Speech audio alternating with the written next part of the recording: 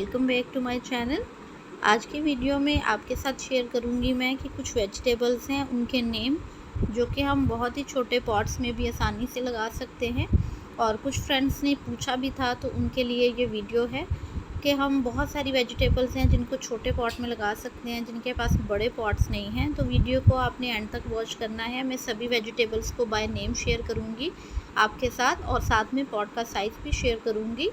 सबसे पहले यहाँ पे कैप्सिकम है जिसकी वीडियोस मैंने काफ़ी दफ़ा शेयर भी कर रखे हैं। तो ये प्लांट जो थे ये मैंने नर्सरी से बाय किए थे, मैंने सीड से इनको नहीं ग्रो किया था।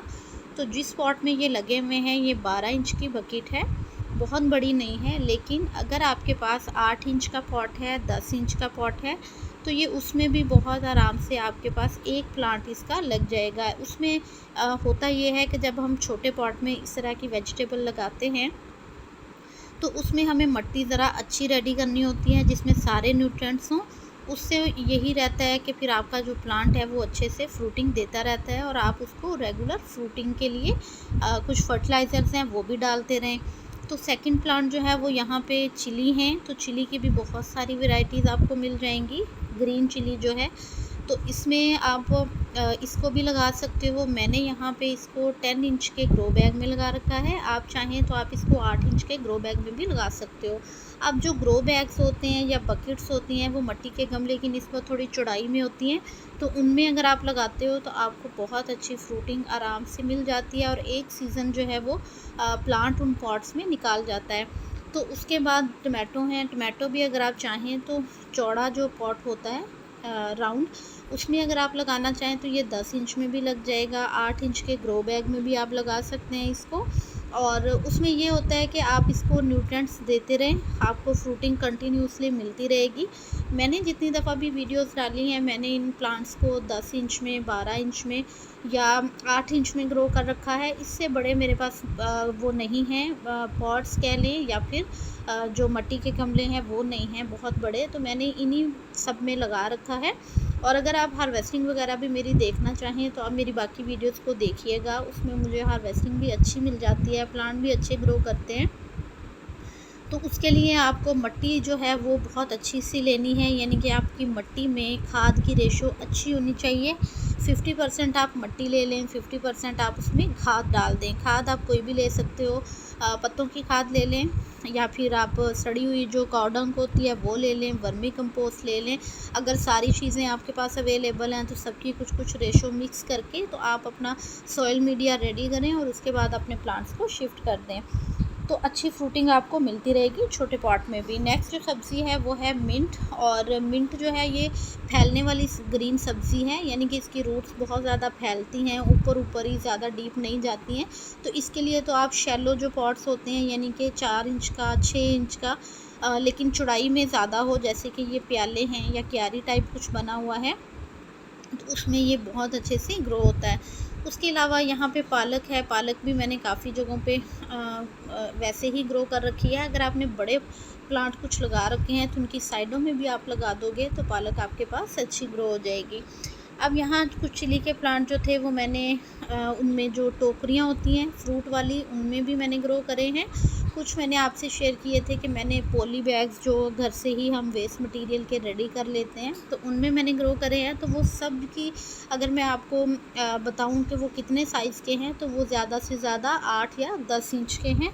तो उसमें भी मुझे अच्छी फ्रूटिंग मिली। तो इसलिए आप बहुत ईजीली चिली की कोई भी वैरायटी है या फिर पालक है, कैप्सिकम है, बहुत आराम से आप उसको ग्रो कर सकते हो अपनी छत पे, या अगर आपके पास बालकनी है तो बालकनी में भी। तो मैंने पालक जो है वो ज़्यादातर इसी तरह के पॉट में लगाई हैं जो 4 इंच के हैं, 6 इंच के हैं और ये 8 इंच का ग्रो बैग है। 8 इंच के ग्रो बैग में भी आराम से आप पालक को ग्रो कर सकते हो, बल्कि इससे भी अगर छोटा है यानी कि 6 इंच का है तो उसमें भी आपकी पालक जो है वो बहुत अच्छी ग्रो हो जाएगी। बस शर्त यह है कि आपने जब भी हार्वेस्टिंग लेनी है इन सब्जियों की, पहले तो आपने मिट्टी अच्छी रेडी करनी है। उसके बाद जब भी आप इनकी हार्वेस्टिंग लेंगे तो हार्वेस्टिंग के बाद आपने कोशिश करनी है कि इनको आपने अच्छे से फर्टिलाइज़ करना है ताकि अगली दफ़ा के लिए आपको अच्छी हार्वेस्टिंग मिल जाए, तो आपकी छोटे पॉट में भी आप सब्जियां ले सकते हो। मैंने ग्रो बैग्स और इस तरह की जितनी भी चीज़ें हैं अपने रूफटॉप पे यूज़ कर रखी हैं। मेरी वीडियोस में आप अक्सर ही देख पाते हो।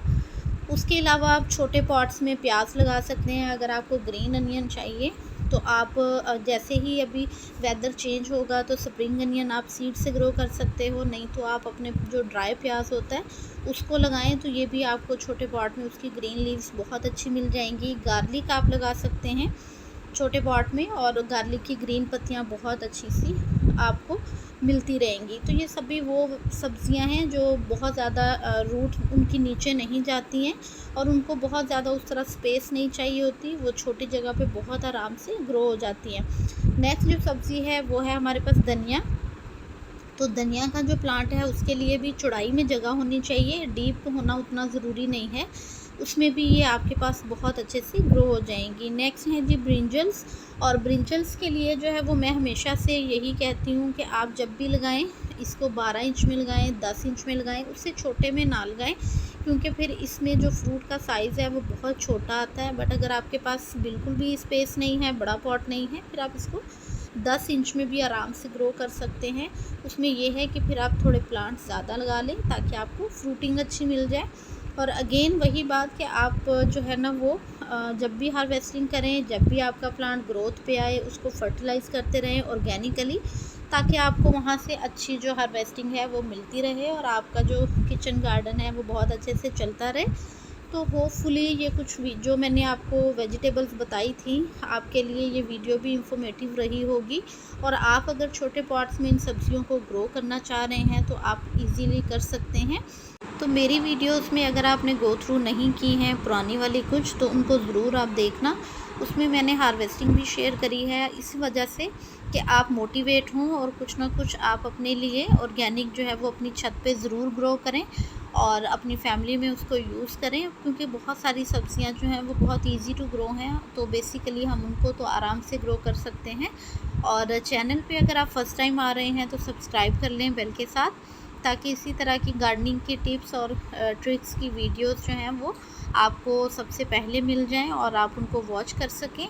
तो ज़रूर सब्सक्राइब कीजिएगा चैनल को, और हो सके तो इसको शेयर भी कर दीजिएगा फैमिली एंड फ्रेंड्स में। दुआ में याद रखिएगा। Keep gardening. अल्लाह हाफिज़।